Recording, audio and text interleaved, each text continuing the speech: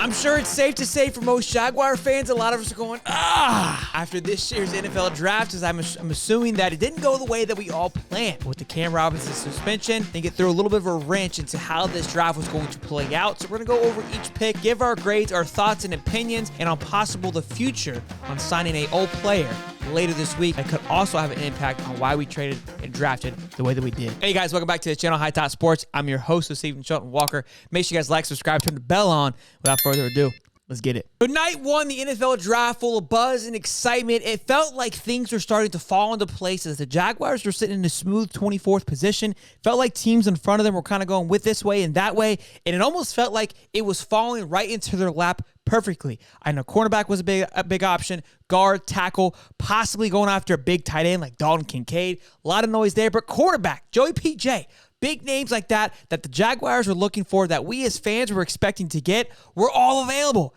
at the 24th pick. Well, what do the Jags do? They trade down. They're using their brain. They go get an extra pick. Beautiful move. Everybody's excited. These guys are playing chess, not checkers. We're all waiting. They trade down again. What's going on? What's happening? Do they know they got their guy no matter what? Few picks go in front of them. Joey B.J. still there. Cornerbacks are still there. Osiris Torrance is still there. Big guy for me. Kincaid's now off the board, but you still got a couple tight ends left. What are they going to do? Anton Harrison, offensive tackle out of Oklahoma. Now, at first glimpse, we all were kind of like, right? Because it's not the flashiness. It's not the excitement. It's not what anybody anticipated, but due to the Cam Robinson suspension just a few hours prior to that, or a day or so before the draft, you got to take that into consideration, that it probably threw a little bit of a wrench into the draft, into what they were planning on getting. With that news, you really can't hate the Anton Harrison pick, especially with them trading back. They pick up a few picks. We're leaving day one thinking, okay, no big deal. A nice B-, B+ grade for the Jaguars, but they picked up a slew of picks going into the back, probably going to trade up, go heavy into the second round, and get some dogs, because at this point, there's still a lot of big talent left, especially in the cornerback position, especially in the tight end position. A lot of talent still out there. What are the Jags going to do? Okay, we wake up day two feeling frisky, right? Feeling good, feeling ready to go, thinking the Jags are going to bite. They're going to go after it. And what do? Nothing. They sit right there at the 61st overall pick, let everything go in front of them. Joey P.J. goes to Pittsburgh. We lose out on him. A couple other cornerbacks are going down the drain. Everyone's sitting around going, what in the hell is happening? We get up to our 61st pick, and the Jaguars take tight end Britton Strange out of Penn State. Again, you could kind of make the excuse, okay, not a big deal. You're adding another piece to that wall, to the offensive line. I think tight ends add a great aspect into blocking, so I love that. And again, I'm a big fan of giving Trevor Lawrence some pacifiers. I call tight end pacifiers somebody you can dump it off to, a little safekeeper. Now you've got Evan Ingram and Strange line up on both sides. I like that, but there is a lot of talent. Seems like a little bit overkill, but could there be some future play in Evan Ingram, right? Is it, hey, this is going to be Ingram's replacement. We're going to get Ingram for one more year, but he's going to be way too expensive, and the value just really isn't there. But because of his success, his price tag went way up, and we got a lot of guys that we got to look at. Josh Allen, obviously Trevor Lawrence, ETN, a lot of people that got to get paid and that want to get paid, right? So this is a replacement pick, and a very healthy replacement pick. Not too worried about it. Still a lot of time left. Still a lot of talented cornerbacks left on the table. Let's move into round three. So moving into round three, pick 88. Again, we're feeling pretty good about this. Still a lot of cornerbacks left out there, right? Feeling like, hey, we can still make some moves, still salvage this draft, and really kind of bring this all together. But what do we go out there and do? We go pick up running back Tanks Bigsby. Again, nothing against Tanks. I think he's going to be a great attribute to the Jacksonville Jaguars. Again, a nice, healthy pick. Got some value there, but I think we can all agree that, look, running back room wasn't necessarily a point of emphasis, right? Because, again, right now, Jaguar fans, we're in the mindset of win now. Let's go get it done. The Eagles showed what it looks like to go get it done now. You go trade up, you go get your guy, you go get some dogs, pun intended, for your football team. Tanks Bigsby isn't a flashy pick. It's a safe pick. It's a depth pick. Look, definitely going to add some flavor to that offense. It is exciting. You're putting some more weapons around Trevor Lawrence, so that excites you. But again, we feel as Jaguar fans from watching, the lull is on the defensive side, especially with quarterback. And again, that offensive line probably could have used some more help. Maybe like an offensive guard. I was really looking for an Osiris Torrance, but he went just a few picks before that. Why not trade up to go get that? A lot of question marks here, but I know Jaguar fans are still excited about this pick. I gave it a B-. Okay, here we are, waking up Saturday morning, moving into the fourth round.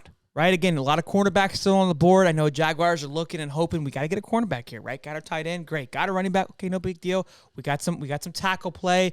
We still could use another guard. Wouldn't hurt to get another guard. Maybe a D lineman, right? What are we looking to go get here? And we go get linebacker Ventrell Miller at the University of Florida. As a Gator fan, ecstatic. Love to see Ventrell Miller. Phenomenal player. A little slow, but great linebacker. He is coming off a broken foot, so there is a little concern there. They did have him, I believe, at a 6th-round pick.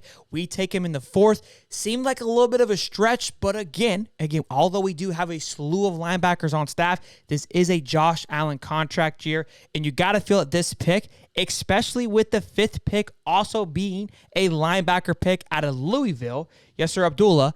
You got to think that, okay, Josh Allen's probably more than likely on his way out. Could we now use Josh Allen as trade bait towards the middle of the year with these 2 pickups? I don't know. But I'm trying to figure out what's going on here, and that's how I'm looking at it. I'm going to give the Ventrell Miller pick a C, just a nice C. I love Ventrell. Fan favorite wants to give it an A+ because I'm excited to see him play. But again, I think it was a little bit of a stretch of a pick, although I do think he's a great player, is coming off a broken foot. And I gave you the Abdullah linebacker pick, give that more of a B. I think he had some great value being picked up in the 5th round. So we're moving late into the 5th round. Jags fans are kind of wondering what's going on here. We missing something? Is the quarterback play that stellar back in Jacksonville that we just not seeing it? What's happening here, right? Well, 5th round comes and we take Antonio Johnson out of Texas A&M, defensive back, the highest rated slot defender since 2001 with the grade of 91.2. Huge pickup, great value here in the 5th round. So a little more of an ease moment there for the Jacksonville Jaguars. Great to see that pickup and adding to that defensive side of the ball there.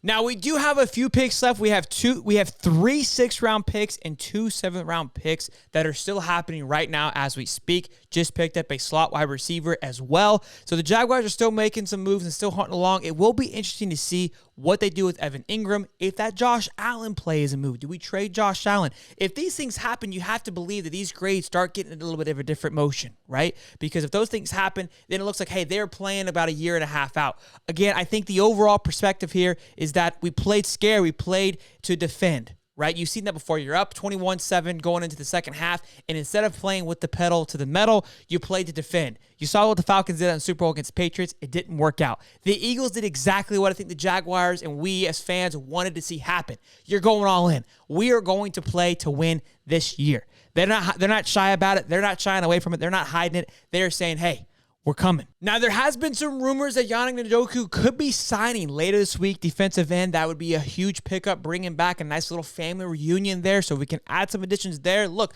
I would be excited. And here's my perspective of this, okay? As a Braves fan, this is typically what Atlanta does. Has a great team, and it feels like, hey, we add a few more pieces. We're going to be right there. Right? What does old Alex Anthopoulos do? Not a damn thing. He kind of maneuvers around, picks up small pieces here and there, and puts together. And by golly, it's working right now for the Atlanta Braves. And on the flip side of that, you see someone like a Philadelphia Phillies who go and buy everybody. They get the big names, they get the flashy stars, and they're barely winning 10 games this season so far. So I'm not saying that baseball is the same as football, but look, there's 2 ways of going about it. You could go all in like Philly is right now, but here's the scary thing about Philly. It's not like they're going out spending a bunch of money. They're just drafting some high talented guys, and they're going to be there for a while. They're not just signing big talented studs where it's going to be like maybe a year or 2. These guys are going to be on rookie contracts. So I don't know. Kudos to the Eagles. Hopefully the Jaguars are, smarter than us, and maybe we missed out, but overall, I give the grade of the entire draft thus far with just the first 5 picks or first 5.5 picks, I guess you can look at. Probably about a B, maybe C+. Again, I think what the moves they do outside of that could adjust that grade. Let me know down in the comment section how you feel about it. Give me your grade. Are you excited? Are you upset? Are you indifferent? Do you need to see more? All in all, it was a fantastic draft. I had enjoyed watching it. Hope you guys enjoyed watching it. Make sure you guys like, subscribe, turn the bell on. We'll see you in the next one. Peace.